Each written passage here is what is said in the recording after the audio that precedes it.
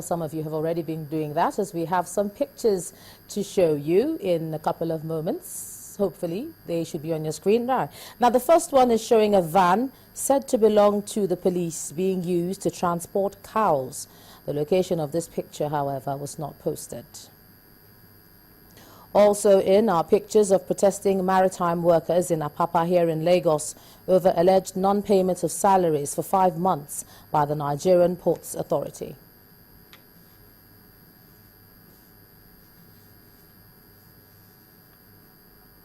Thanks so much for sending in all your pictures, and please do keep them coming.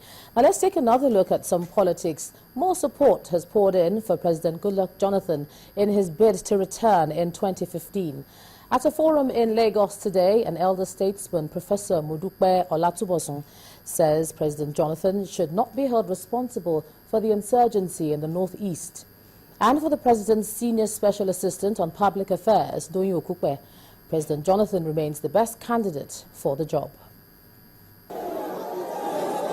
Having been affirmed as the presidential flag bearer of the People's Democratic Party for the 2015 elections, the time seems right for the organizers of this forum to present President Goodluck Jonathan to the media.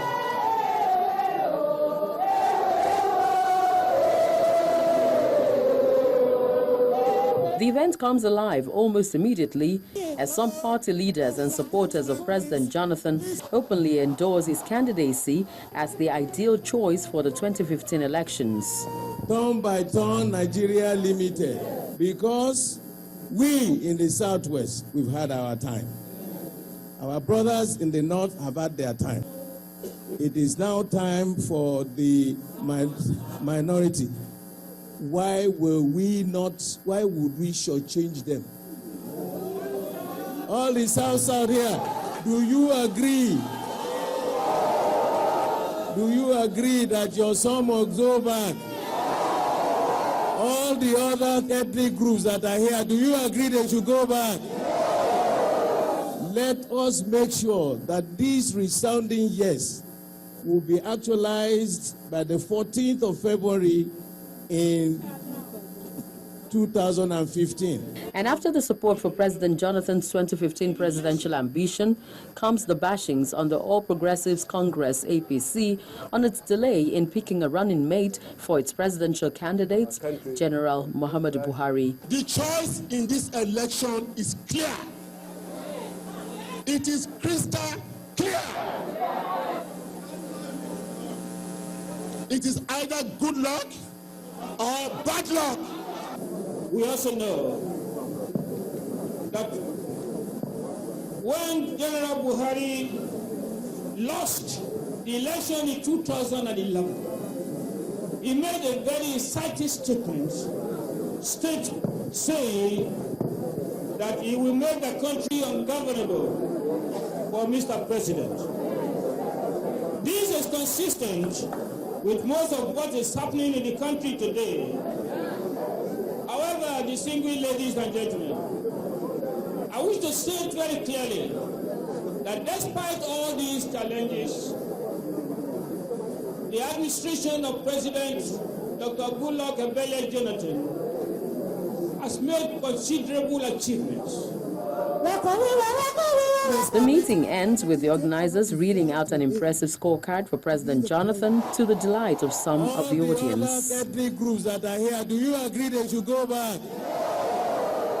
Let us make sure that this resounding yes will be actualized by the 14th of February in 2015. The 2015 budget has been presented to the National Assembly by the Coordinating Minister for the Economy and the Finance Minister, Dr. Ngozi Okonjo-Iweala. The budget figure has been put around 4.3 trillion naira and was presented separately before the two chambers of the National Assembly. But the Finance Minister was accompanied by other ministers and the Director General, Budget Office of the Federation, Dr. Bright Okogo. No speeches were made during the ceremony, which was quite brief. Our correspondent Lanre Lasisi reports. The coordinating minister of the economy at the Senate chamber. She's here to lay the 2015 budget estimates before the lawmakers.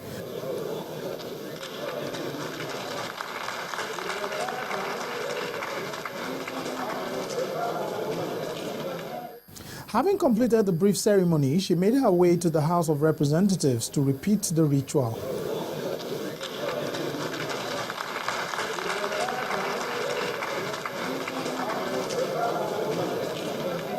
Speaking afterwards, the minister said the budget is one that points to the fact that Nigeria is a non-oil producing country.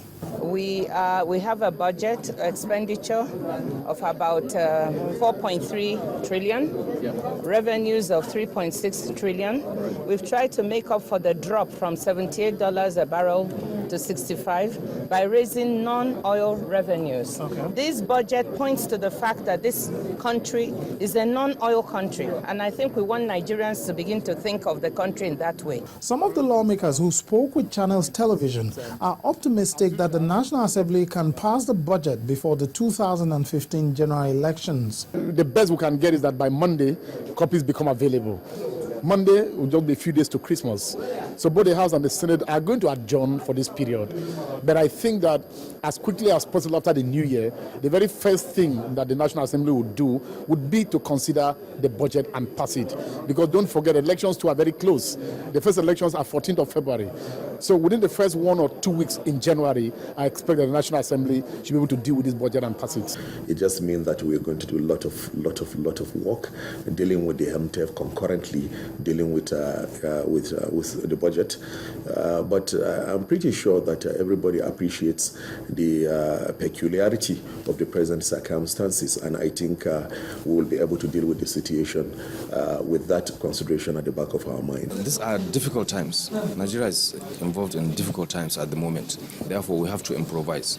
We will take extra caution, we will take extra care, we will work extra hard to ensure that we do justice to this budget. We've always insisted on having a budget presentation as early as possible, maybe like September. And if we had had it in September, we will have had at least about 3 months to do the necessary work on it. And perhaps it can start operating from January 1st. But the way it is, the earliest possible time will be March, considering the fact that there's going to be election too. So the earliest possible time we can have that budget passed will be in April. Well, things will be clearer next year as the National Assembly resumes. For now, they've commenced their Christmas recess and will resume in the second week of the new year. Lanre Lasese, Channels Television News. Now, to throw more light on Budget 2015 and its implications, I'm now being joined on the news at 10 by the Managing Director, Financial Derivatives Company Limited, Mr. Bismarck Rewani. Thank you so much for joining us on the news at 10 tonight. Good evening, Jamaya. Okay, how do you view Budget 2015? Do you see this as something different from the budgets we've seen over the years? Yes, it's different. Okay, how Directionally, it's moving in the right direction. Okay. But in terms of magnitude, it hasn't got there yet. So we got a budget is made up of 3 components. One, how much you expect to earn, how much you expect to spend, and the deficit that is created, and how are you going to fund the deficit. So what has happened, there's been a 42 to 45% drop in the price of oil, which gives us 75% of our revenues. But we've actually seen a 7% drop in our planned expenditure. And of this expenditure, we actually have seen an increase in recurrent expenditure and a 44% drop in capital expenditure. So how do we test this? We test it for the realistic nature of the assumptions. Assumption number 1 is that the price of oil is $65 a barrel. Today, the oil traded as low as 58 and close 55 maybe even. So what you have is an underwater transaction to start with. And you know what happens when you're underwater? You're drowning.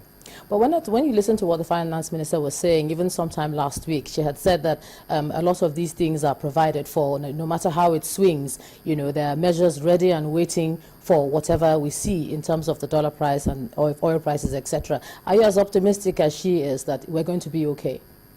Well, to be honest with you, last year we had the same minister and we had the same different oil markets.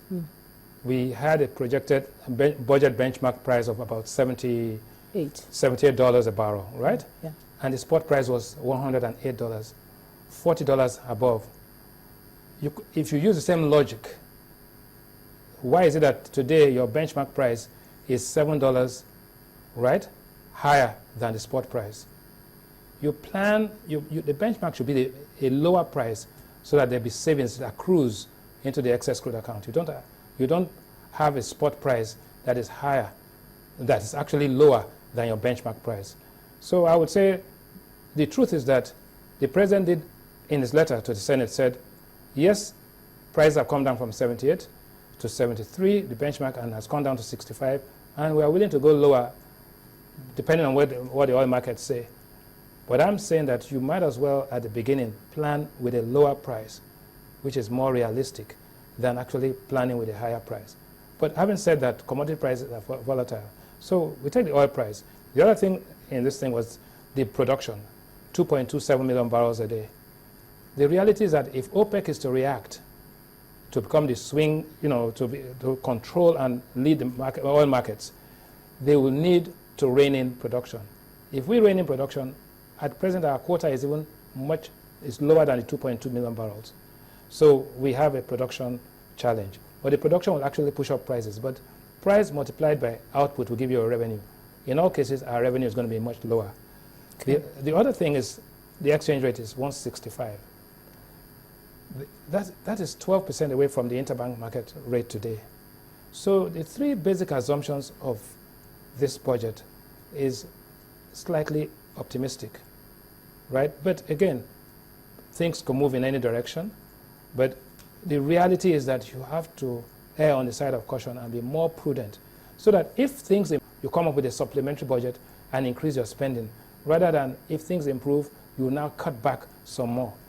So my conclusion is that directionally it's in the right direction, but in terms of magnitude, the dose of the medication required, the adjustment required, it hasn't gone far enough. It has to go further than this. All right, thank you so much, Managing Director, Financial Derivatives Company Limited, Mr. Bismarck Ruwane, for joining us on the News at 10.